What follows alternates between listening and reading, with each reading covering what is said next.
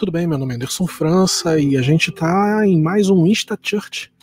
InstaChurch é um projeto da Coluna de Terça voltado para o público desigrejado e para as pessoas que também querem conhecer um pouco mais sobre essa cultura, sobre a igreja evangélica, a igreja protestante.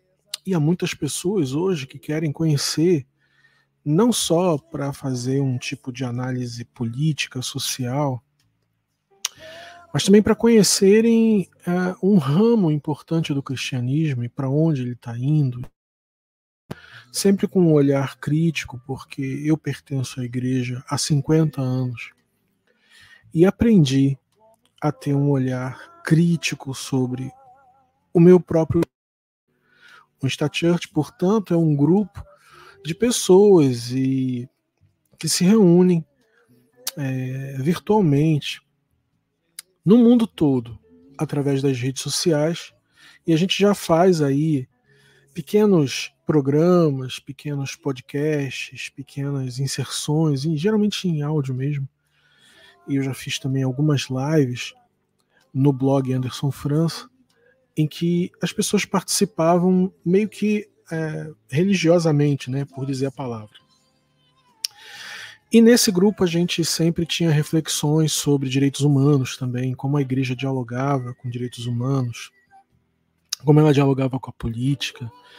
E a nossa intenção aqui no InstaChurch é exatamente essa, é fazer com que o teu pensamento, junto com o meu pensamento, consiga produzir um novo pensamento humanista, que na verdade é o nome que eu consigo agora pensar, para o que Jesus, o cara que está no meio disso tudo, eu acho que ele tentou fazer. Eu acho que ele tentou promover um tipo de movimento mais humanista.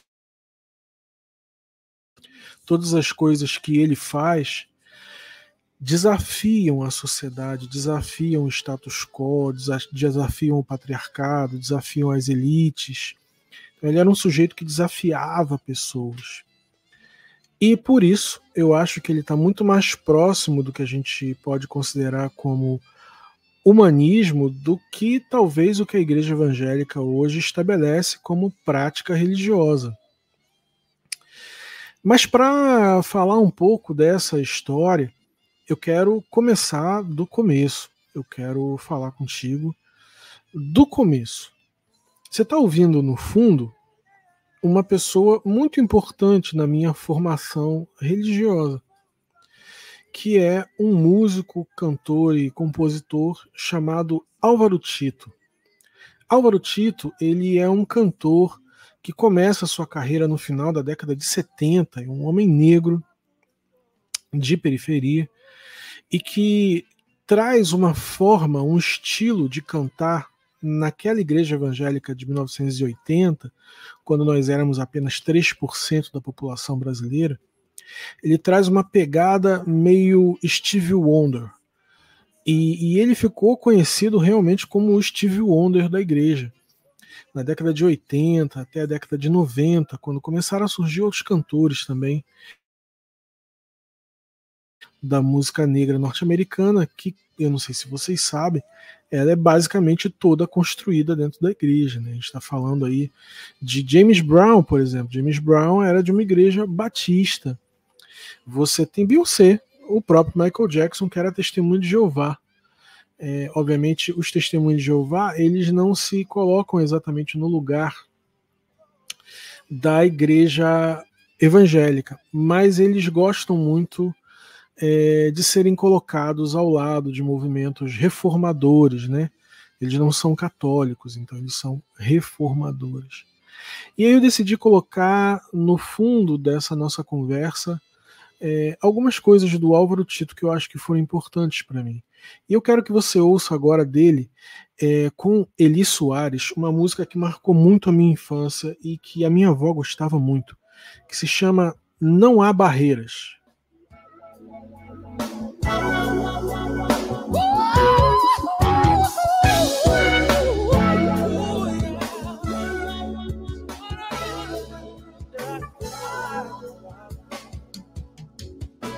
Sei que os problemas vão surgir, Sei que provações virão,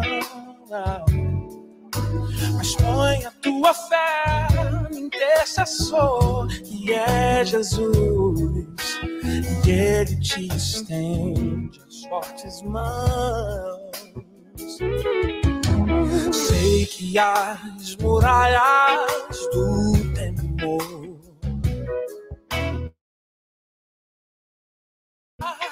teu ser, mas põe a tua fé no intercessor, que é Jesus, e as barreiras tu irás romper. Pois não há barreiras para aquele revestido do poder que vem de Deus, destruindo todo mal e dor. As mais altas barreiras tu irás transpor.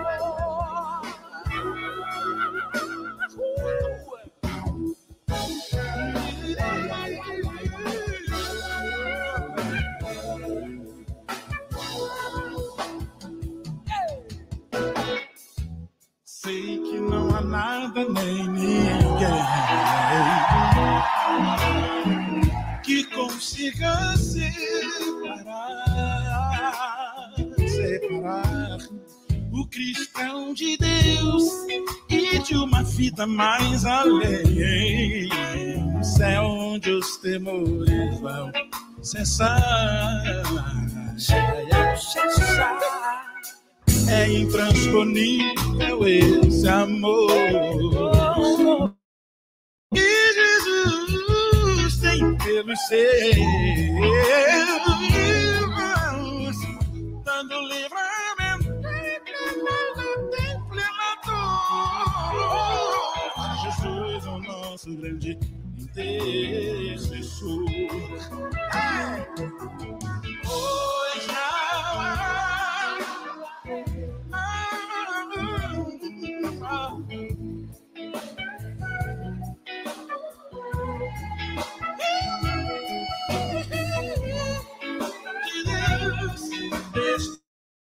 todo mal e dor, as mais altas barreiras tu irás transpor. Pois não há barreira, não. Ele é vestido do poder,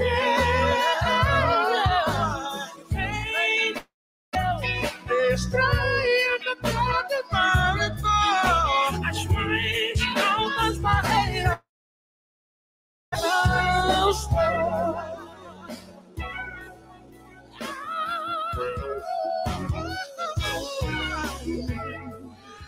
Ouvimos aí Eli Soares e Álvaro Tito, num clássico da Igreja Evangélica, Não Há Barreiras.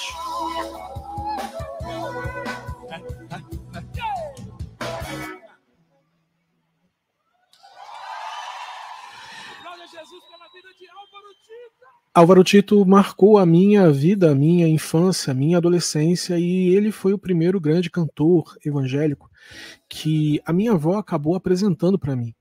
Eu nasci em 1974 em Madureira, no Rio de Janeiro, o berço do samba. Então era pouco provável que naquele bairro e naquele lugar a gente fosse ter uma cultura acontecendo. Mas na verdade tinha. É um ledo engano achar que não, mas tinha. Porque uma banda brasileira muito conhecida, a banda Black Rio, ela começa com Oberdan Magalhães, e Oberdan Magalhães, ele começou o seu trabalho na Igreja Batista. Ele era crente, assim como a gente teve vários crentes no subúrbio do Rio que se envolveram com a música brasileira. Um exemplo muito antigo e muito clássico é a Ângela Maria. Muitos de vocês talvez até não conheçam a Ângela Maria, mas ela foi importante, ela foi uma das rainhas do rádio brasileiro, quando havia a Rádio Nacional no centro do Rio e o Café Nice, onde todos os cantores e artistas se encontravam depois do programa da Rádio Nacional, que era apresentada por Adoniran Barbosa e outros grandes apresentadores. Não havia ainda televisão no Brasil, e a gente está falando da década de 40, ali logo pós-guerra e no início da década de 50. O Chateaubriand ia levar a televisão para o Brasil um tempo depois. E então ia começar ali os trabalhos da TV Tupi. Mas naquele momento a gente só tinha a Rádio Nacional como grande difusora de cultura brasileira. E a sede era no Rio de Janeiro, porque o Rio de Janeiro era a capital federal. E aquele lugar era um lugar muito efervescente, com muitos cantores e artistas, Nelson Gonçalves, Dolores Duran, e aí você tinha Orlando Silva, você tinha muitos nomes ali importantes. E entre esses nomes surgiu uma menina que queria também cantar na rádio. E essa menina era crente, ela tinha uma série de limitações na vida dela, porque ela não podia beber, ela não podia chegar tarde em casa, você imagina, o crente na década de 40, muitos crentes hoje não podem fazer muita coisa, na década de 40 realmente não podia fazer praticamente nada, cara, mesmo. E a Ângela Maria decidiu ir aos poucos rompendo com essa cultura. Ela frequentou uma igreja muito tradicional no Rio de Janeiro, que é chamada Primeira Igreja Batista do Rio de Janeiro. Esse é o nome. E leva esse nome de Primeira Igreja Batista, quando você andar por aí pela rua e você vê Primeira Igreja Batista de tal lugar. É porque a junta missionária da Aliança Batista levou missionários para aquele lugar e fundou uma igreja. E essa primeira igreja é chamada de Primeira Igreja. Primeira Igreja Batista de São Paulo, Primeira Igreja Batista do Rio de Janeiro, Primeira Igreja Batista do Espírito Santo, a Segunda Igreja Batista do Rio de Janeiro. Elas não têm necessariamente uma hierarquia sobre a outra, não. É apenas para configurar ali a cronologia da parada. Então a Primeira Igreja Batista do Rio de Janeiro, que foi fundada em 1888, ela foi a primeira igreja fundada por missionários que estavam fundando outras logo um mês depois, 2 meses depois. Pra você ter uma ideia, a Primeira Igreja Batista do Rio de Janeiro fica na Frei Caneca, lá no bairro do Estácio, que também é o bairro do samba. E a Segunda Igreja Batista fica no Engenho de Dentro do Rio de Janeiro, lá dentro, lá da Zona Norte. Então, pra você ter uma ideia, a Ângela Maria sai da Primeira Igreja Batista do Rio de Janeiro e mergulha na arte, na cultura, através da Rádio Nacional. E às noites ela se apresentava na Rádio Nacional. Os programas acabavam até cedo, acabavam por volta de 8h30, 9 da noite, depois todos iam para o Café Nice, e tinha ainda que pegar o trem para poder voltar para a Zona Norte, porque muitos artistas moravam na Zona Norte do Rio de Janeiro. A própria cantora, e que participou da Rádio Nacional, a Dolores Duran, elas pegavam o trem na Central do Brasil e iam para a Zona Norte. A minha avó, ela foi missionária. Ela foi uma missionária leiga em Caruaru. Ela pertencia a um grupo, quando ela era jovem, 17, 18 anos, chamado Ordem de Maria. Ela era católica. Então ela se casou com o meu avô, Júlio. O Júlio casou com a minha avó, Maria Rodrigues.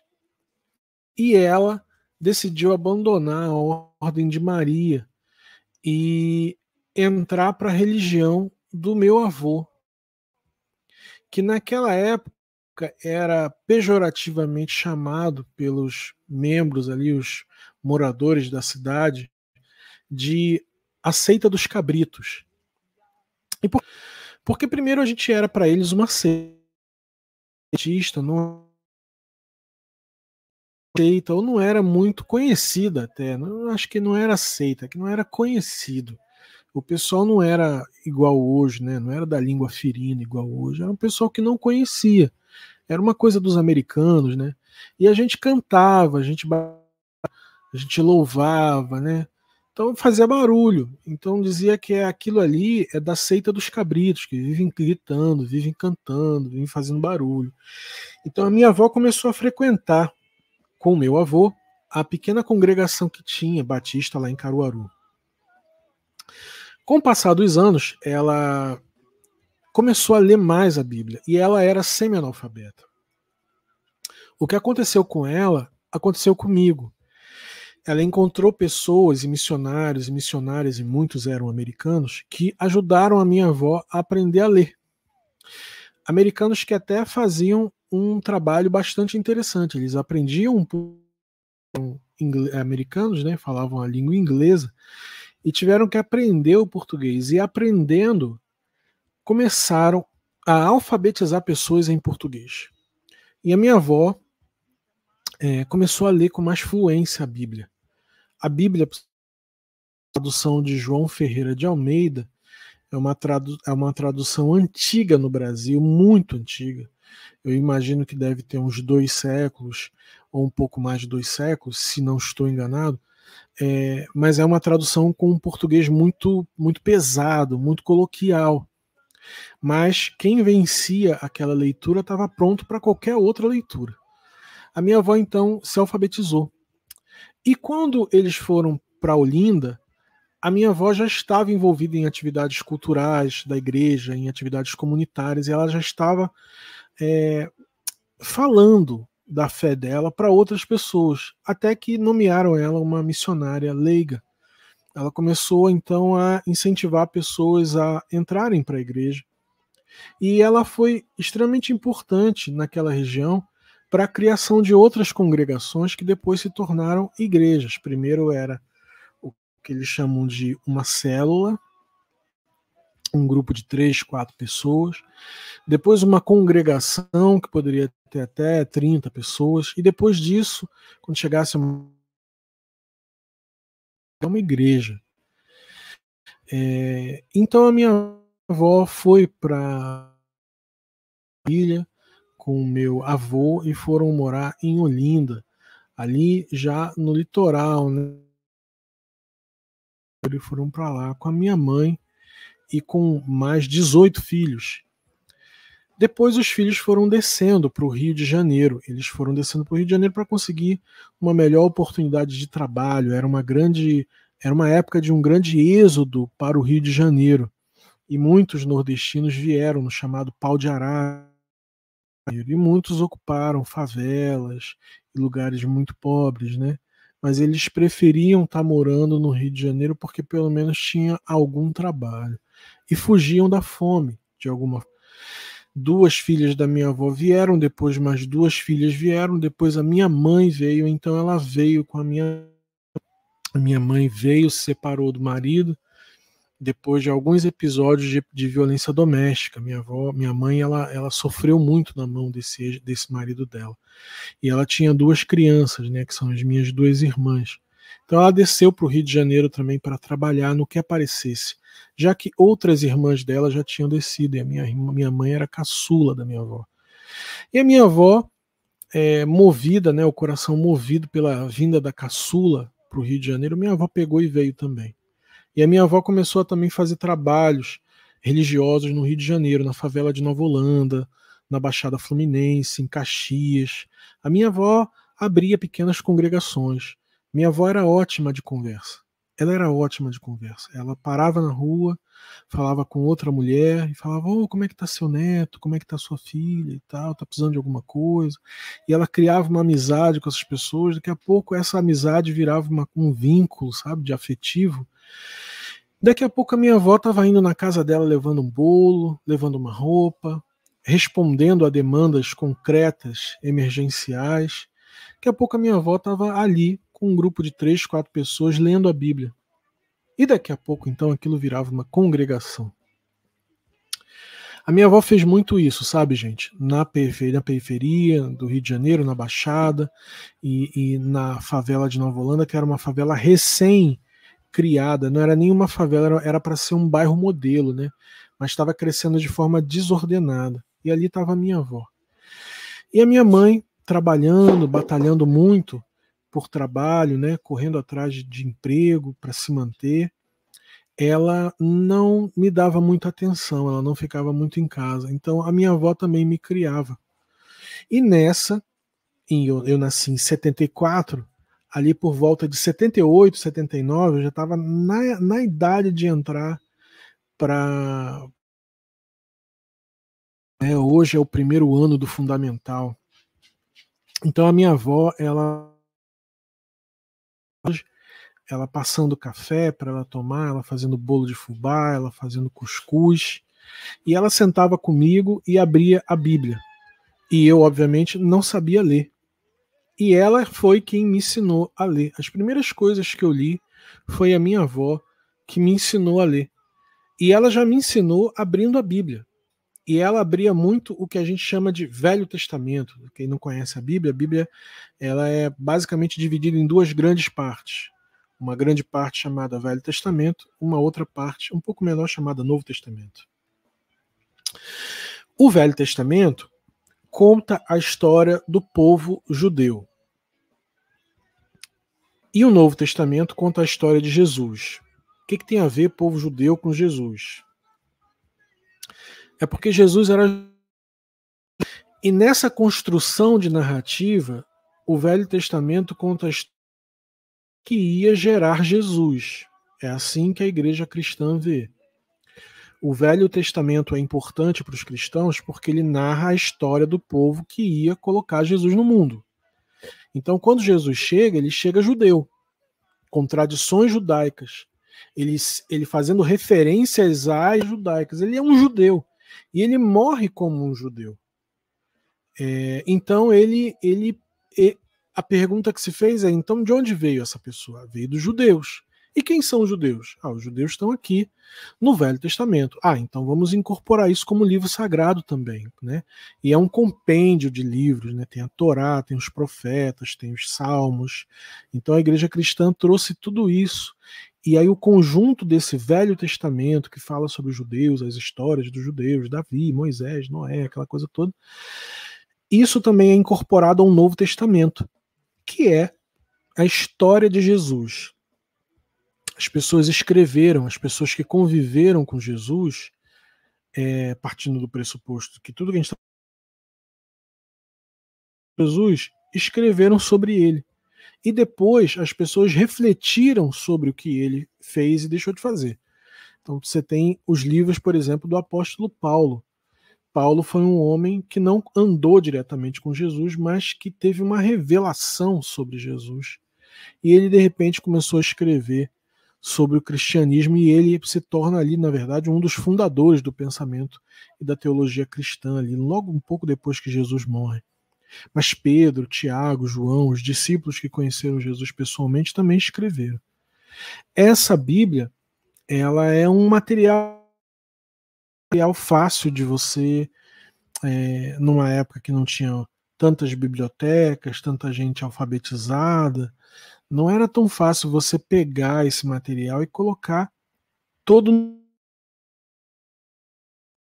Muito mais fácil você pegar isso tudo, colocar num arquivo, num pendrive, na nuvem, e você ter lá a inteligência artificial confirmando ou não, a Wikipédia, vários acadêmicos, vários TCC. Tinha muita tradição oral e também tinham alguns escritos soltos aí pelo mundo. Por isso que de vez em quando as pessoas falam...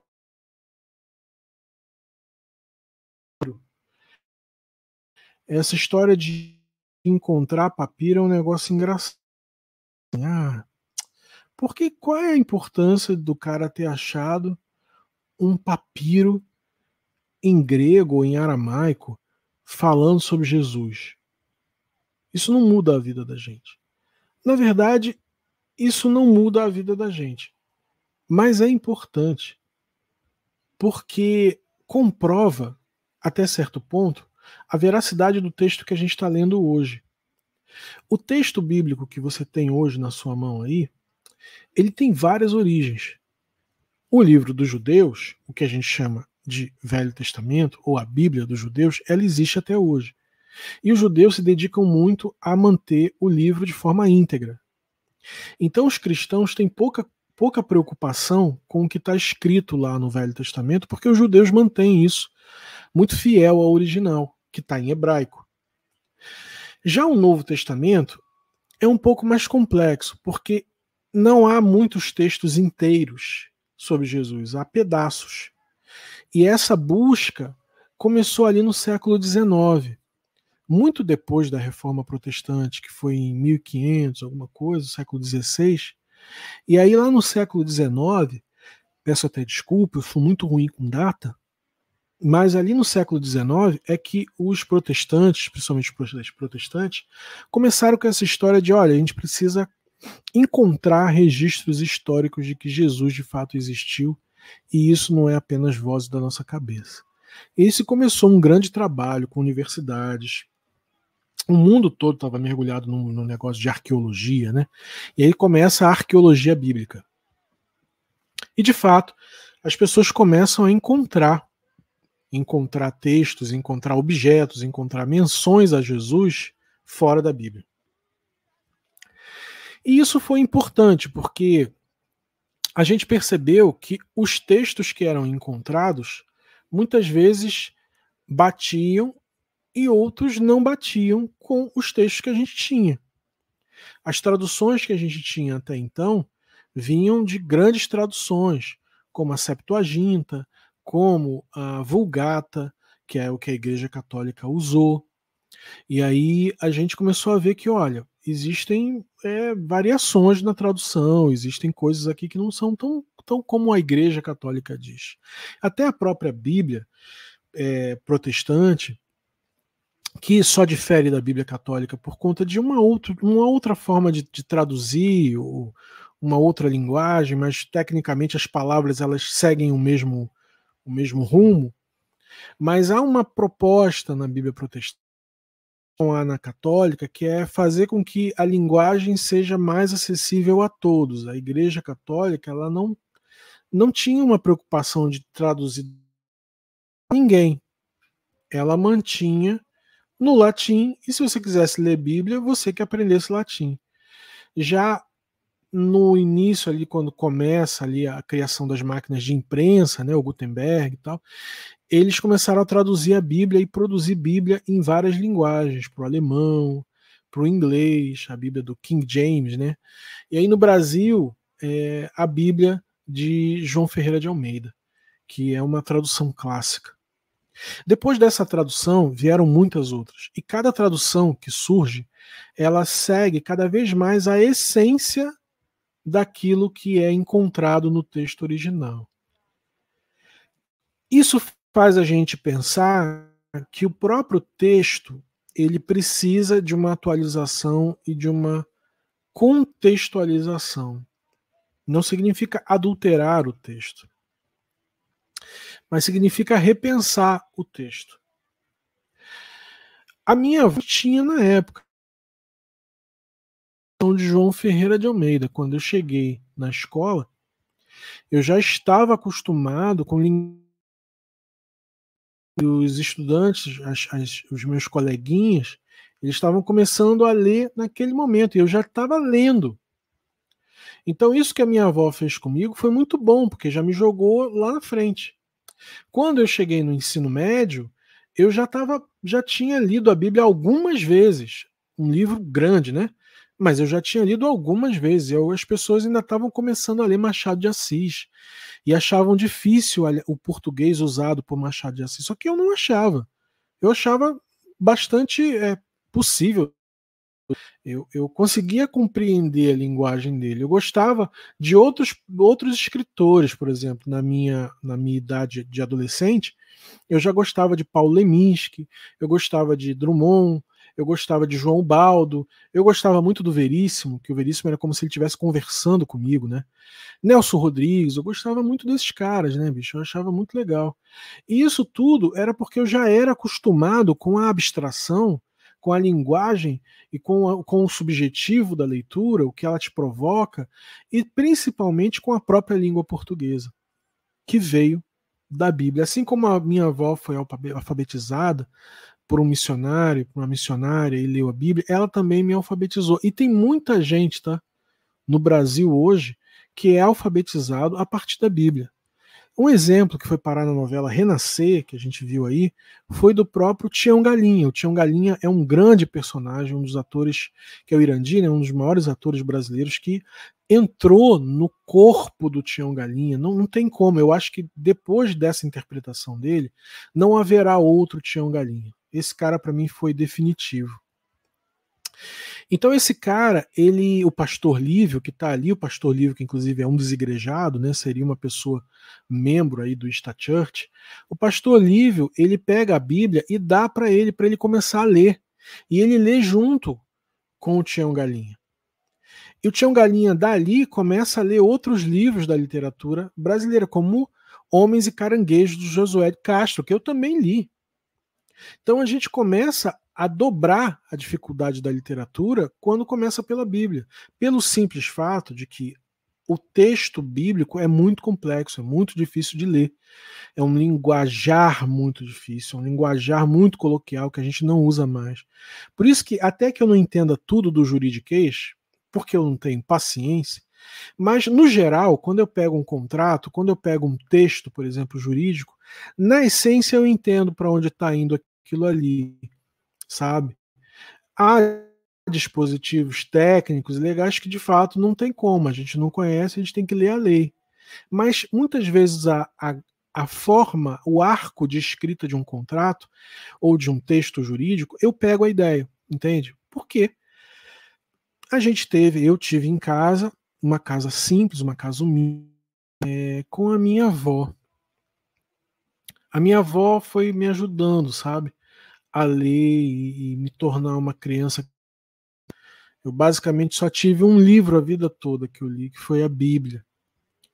E lá por volta de 85, ela começa a me apresentar outros elementos aí também que fazem parte da minha formação religiosa. Ela também começou a me mostrar a música. A música é uma coisa muito importante na igreja evangélica. E ela me mostrou o disco do Álvaro Tito. E um disco que eu lembro que eu era ainda, não era um adolescente, né? Eu estava com 6, 7, eu acho que no máximo 8 anos. Ela me mostrou um disco do Álvaro Tito, que é esse cantor que a gente está falando, que é o da Assembleia de Deus, ele é da Assembleia de Deus. Você imagina, bicho, já tinha Assembleia de Deus naquele tempo e a gente não falava sobre isso. E ela me mostrou um disco do Álvaro Tito e ela gostava muito de uma música chamada Além do Rio. E essa música era, na verdade, uma versão em português de uma música gospel, de uma música americana. E eu queria partilhar com vocês essa música agora, porque me lembra muito a minha avó, e foi quando ela começou a também me mostrar a importância da cultura musical, da igreja. Já que eu já sabia ler, ela também queria agora me mostrar sobre músicas. E a gente vai ouvir agora Álvaro Tito, Além do Rio.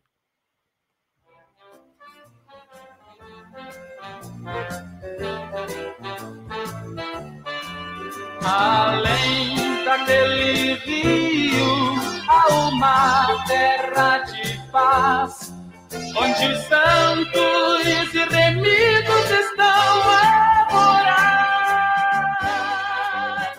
Este rio é tão profundo como o mundo, mas se no barco está Jesus, eu vou atravessar o Rio Jordão, eu atravessarei para a terra a me esperar. Sim, eu já posso ouvir um povo angelical cantar. Aleluia, o Rio Jordão eu vou atravessar.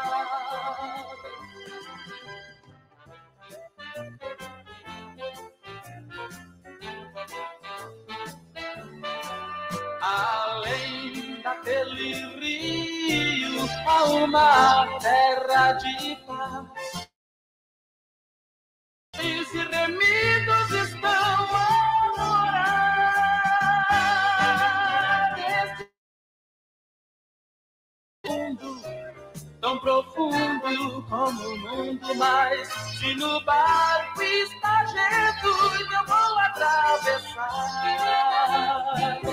o Rio Jordão, eu atravessarei para a terra onde os anjos estão a me esperar.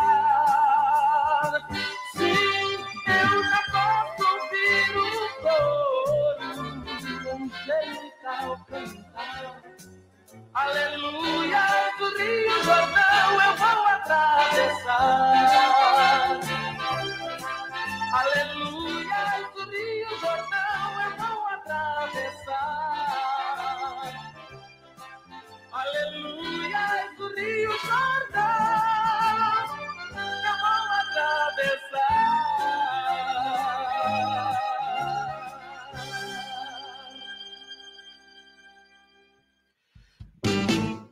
A gente ouviu aí Álvaro Tito, do LP Deus Transforma, Além do Rio. Essa música é uma versão, né, brasileira de uma música evangélica norte-americana e que minha avó gostava muito. Eu, ouvindo agora, veio a imagem dela para mim e eu fiquei muito emocionado, porque voltou a uma raiz da minha vida, né? Uma das origens, né? Uma das coisas que... E o Álvaro, na hora que eu ouvi o Álvaro, eu disse, nossa, mano, isso aqui é a música que eu quero pra vida. Engraçado. Eu nasci em Madureira, eu morava ali na região do samba, e quem me fisgou não foi João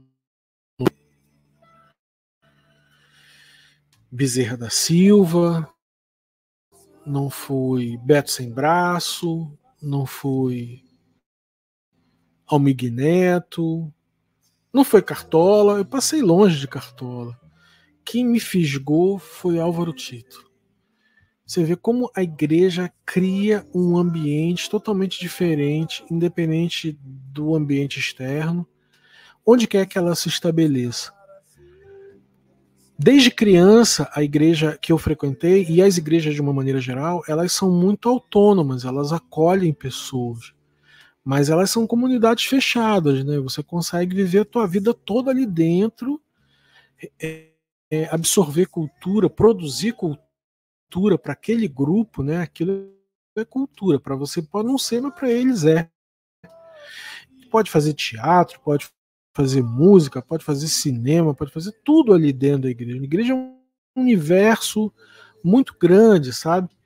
E eu acabei mergulhando nisso. Eu fui ser músico, né? Depois eu fui estudar, eu até entrei para a Unirio, depois fui fazer licenciatura em música da Unirio. Tive a oportunidade de reger orquestra, de escrever arranjo. Então, assim, a minha cultura musical, ela aprofundou muito e de uma forma tão importante que se tornou meio profissional, assim. Cheguei a dar aula, cheguei a tocar, a fazer coisa, gravar coisas e tudo. E você vê hoje grandes músicos brasileiros têm sempre um músico crente ali tocando para ele. A gente estava comentando do Ed Mota no dia desse, que falou aí do rap e tudo mais, mas o Ed Mota, todas as grandes bandas do Ed Mota, de um ponto para cá, são gente de igreja que está tocando com ele. Importantíssimos. Não há música pop americana e música negra americana sem pessoas da igreja. E no pois é, você tem Pablo Vittar, que a família vem da igreja, você tem Glória Groove, de Mila, né? Você começa a ter essa reprodução de cultura que tem lá nos Estados Unidos. A avó, ela foi importante para trazer para mim a capacidade de leitura e me inserir nessa comunidade. E essa comunidade, ali na década de 80, trouxe para mim elementos culturais da indústria fonográfica, etc., que acabaram me segurando como adolescente dentro daquela estrutura. E esse cara que você está ouvindo aí, que é o Álvaro Tito, ele é extremamente importante para mim. Esse cara, ele tem músicas assim e que não tem, se tem algum crente me ouvindo aqui, você com certeza já ouviu alguma coisa do Álvaro Tito, inclusive isso que eu estou colocando aqui no fundo, que a gente tem outros cantores que vieram aí no decorrer do tempo a partir dos caminhos que ele abriu.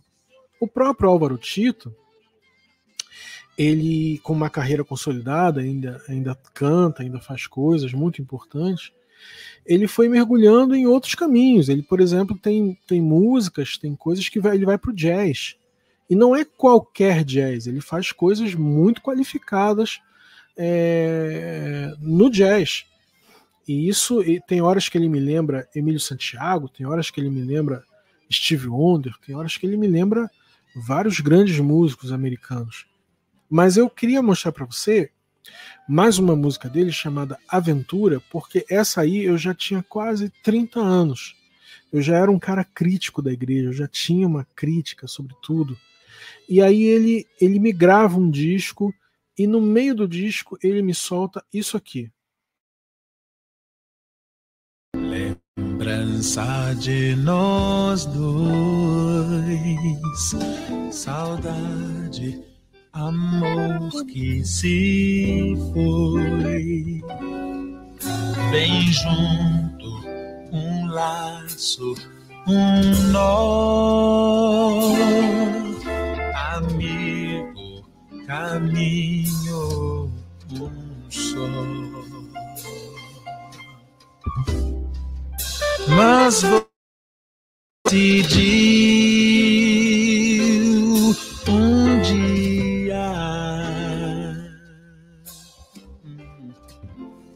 nosso caminho quis dividir, partiu, saiu em busca de aventura da vida, inventa, faz seu som.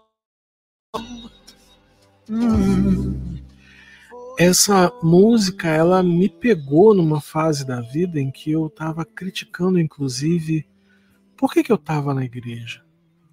Teve uma época na minha vida que depois da minha avó me ajudar a entrar na igreja, eu começar a ler Bíblia, a entender tudo, muito tempo depois, eu com 30 anos, eu enfim cheguei a uma pergunta que eu tinha muito medo, sabe, de responder, e que eu tive que responder um dia.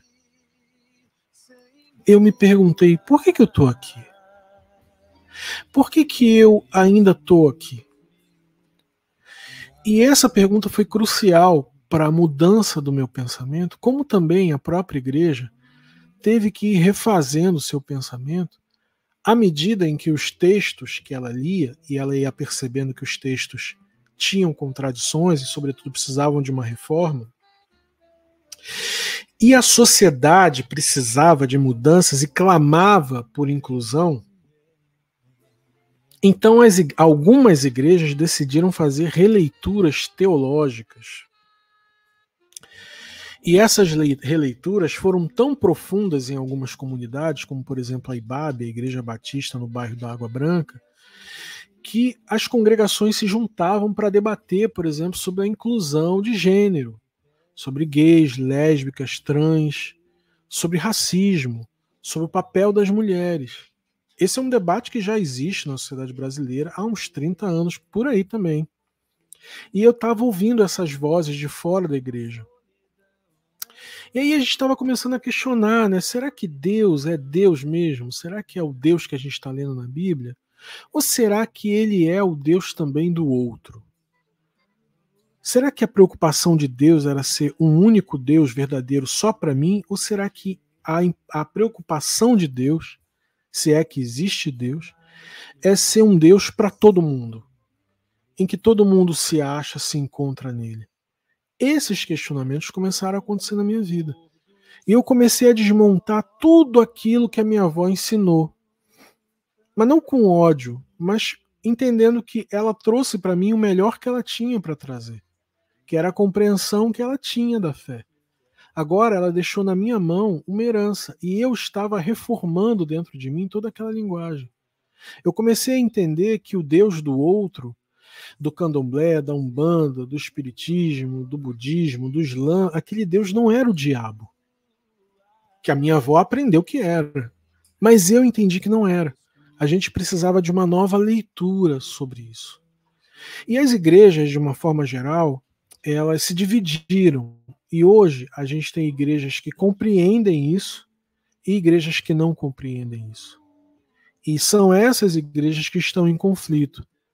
As que não compreendem a inclusão são igrejas conservadoras, fundamentalistas e que acabam apoiando,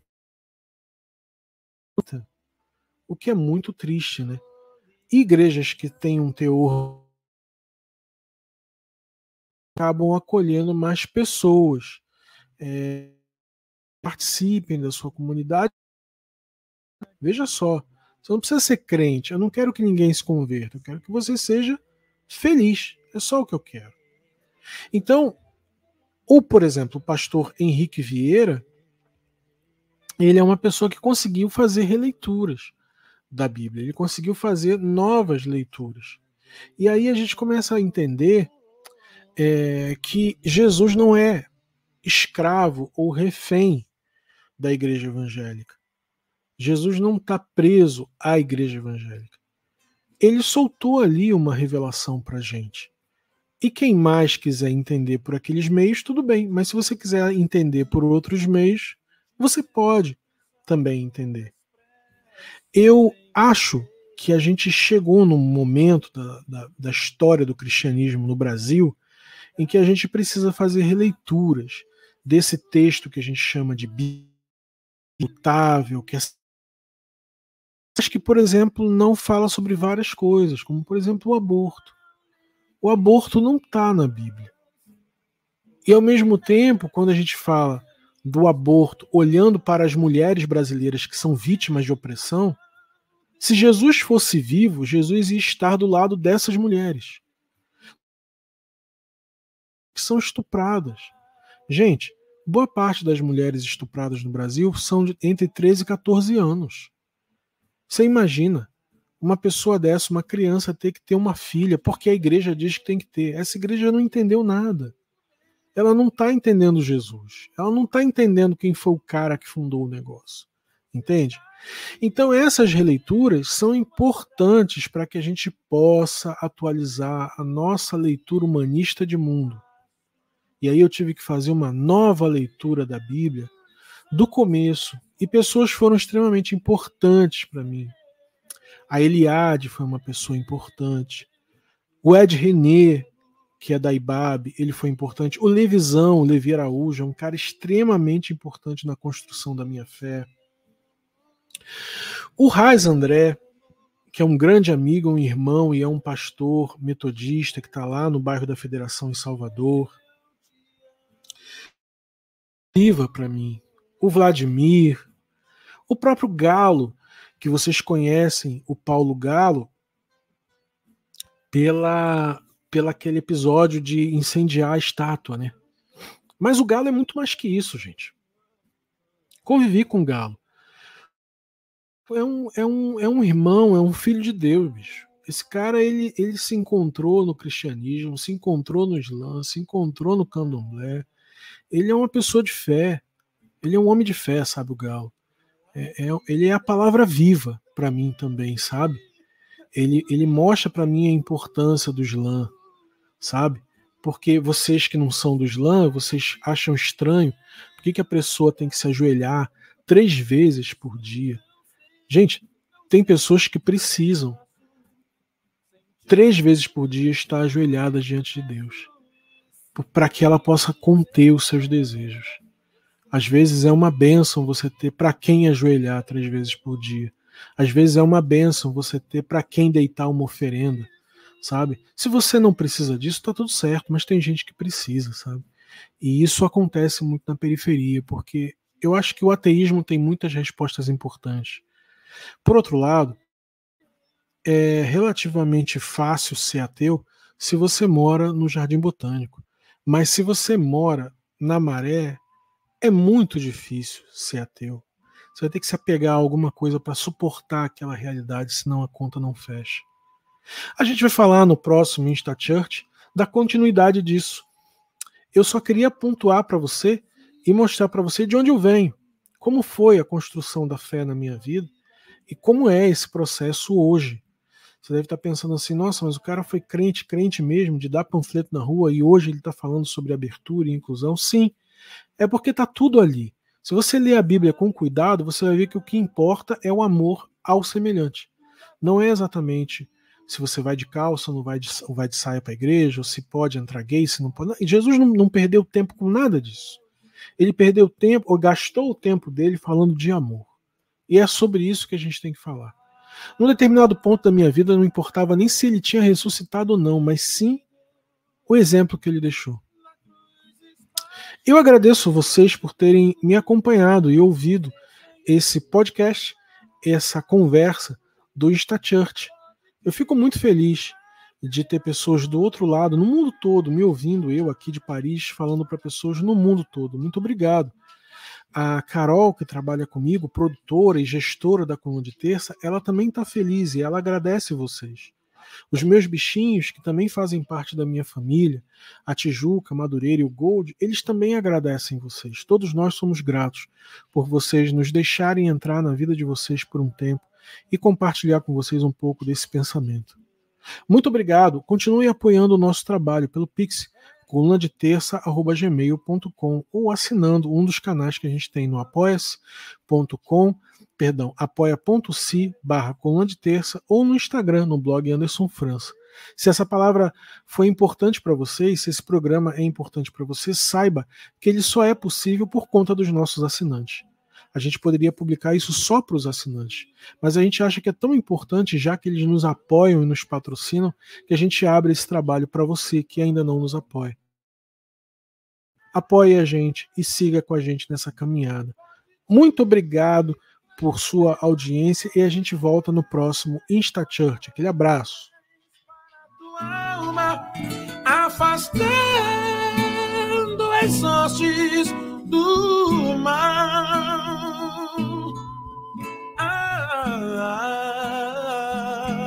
Esse sangue vertido na cruz espartido, com poder sem igual, pode te trazer a calma e paz para tua alma, afastando as hostes do mal, afastando